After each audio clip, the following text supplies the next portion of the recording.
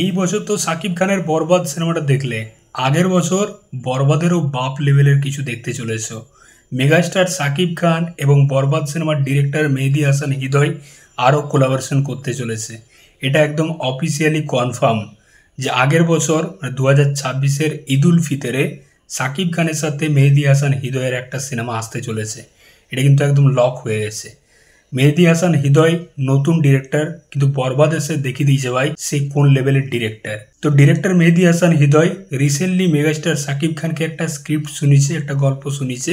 তো সাকিব খানের এই গল্পটা পছন্দ হয়ে গেছে এবং এই সিনেমাটা লক হয়ে গেছে যে 2026-এর ঈদ উল ফিতরে আসতে চলেছে এই সিনেমাটা। এবং এই সিনেমাটা প্রডিউস করবে রিয়েল এনার্জি প্রোডাকশন হাউস, যারা বরবাদ সিনেমাটা প্রডিউস করেছিল।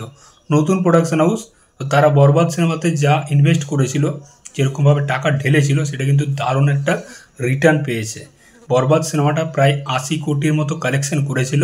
যদি পাইরেসি না হতো তাহলে 100 কোটি কালেকশন কিন্তু আরামসে করে নিত। পাইরেসি হয়ে যাওয়ার কারণে কিন্তু সাকিব খানের সিনেমা আজ 100 কোটি গন্ডি পার করছে না। না হলে এই তাণ্ডব সিনেমাটায় দেখো, তাণ্ডব সিনেমাটা যেরকম লেভেলে চলছিল, হঠাৎ করে সিনেমাটার এইচডি প্রিন্ট বেরিয়ে গেছে। সেটা নিয়ে আমি একটা ভিডিও বানাবো। যাই হোক, তো বরবাদ সিনেমার ডিরেক্টর মেহেদী হাসান হৃদয় এবং সাকিব খানের আরও একবার কোলাবোরেশন দেখতে চলেছি। দেখো, মেহেদী হাসান হৃদয় যা সিনেমাটা বানিয়েছিল বরবাদ, সেটা নিয়ে সত্যি প্রশংসা করতেই হয়। বাংলাদেশ ইন্ডাস্ট্রির জন্য কিন্তু এটা একটা বিরাট ব্যাপার ছিল। মানে ওই বাজেটের মধ্যে যেরকম স্কেল, যেরকম জিনিসপত্র দেখিয়েছিল, যেরকম অ্যাকশনটাকে নেক্সট লেভেলে নিয়ে গেছিল, সেটা জাস্ট প্রশংসা করার মতো সত্যি।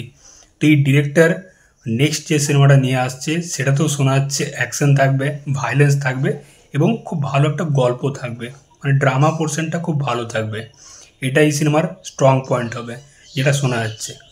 তো আমার একটাই বিষয় বলার, যে যেন বরবাদের মতো সিনেমাটা না হয়ে যায়। মানে একটা সিনেমা আরেকটা সিনেমার থেকে যেন একদম আলাদা হয়, যেরকমটা রায়ান রাফি করলো। তুফান সিনেমাটা দেখো একরকমের সিনেমা, তাণ্ডব কিন্তু তার থেকে একদমই ডিফারেন্ট। সাকিব খানকে যেরকমভাবে প্রেজেন্ট করেছে একদমই অন্যরকমভাবে। মানে রায়ান রাফি কিন্তু পারতো যে বরবাদ যেহেতু এত বড় ব্লকবাস্টার হিট হয়ে গেছে, তার পরবর্তী সিনেমাটা ওইরকমই একটা ভায়োলেন্স সিনেমা হোক। কিন্তু না, তাণ্ডব সিনেমাটা একেবারে অন্যরকম একটা সিনেমা, একদম গল্পধর্মী সিনেমা হচ্ছে তাণ্ডব। দারুণ পারফরমেন্স সাকিব খানের, যেটুকু শুনেছি বা যেটুকু লিক ফুটেজগুলো দেখতে পাচ্ছি, আশা করছি বরবাদের থেকে বেটার হবে সিনেমাটা।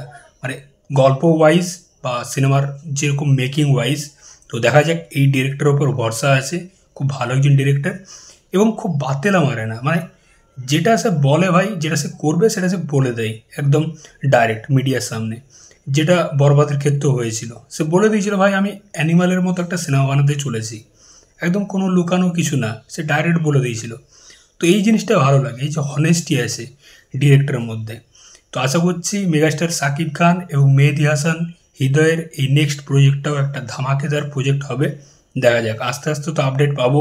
সিনেমার হিরোইন কি, কে গান গাইতে চলেছে, কটা গান থাকবে, কে থাকবে আরও সাপোর্টিং ক্যারেক্টার হিসাবে।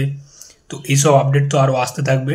তো এটা কিন্তু একটা বড় আপডেট উঠে আসলো যে 2026-এর ঈদ কিন্তু লক হয়ে গেছে মেহেদী হাসান হৃদয় এবং সাকিব খানের এই নেক্সট সিনেমাতে। তোমাদের কি মতামত অবশ্যই জানিও এই সিনেমাটা নিয়ে, এই প্রজেক্টটা নিয়ে। চললাম, আবার দেখা হচ্ছে পরের ভিডিওতে। চ্যানেলটাই নতুন হয়ে থাকলে অবশ্যই সাবস্ক্রাইব করে যাও বস। টাটা।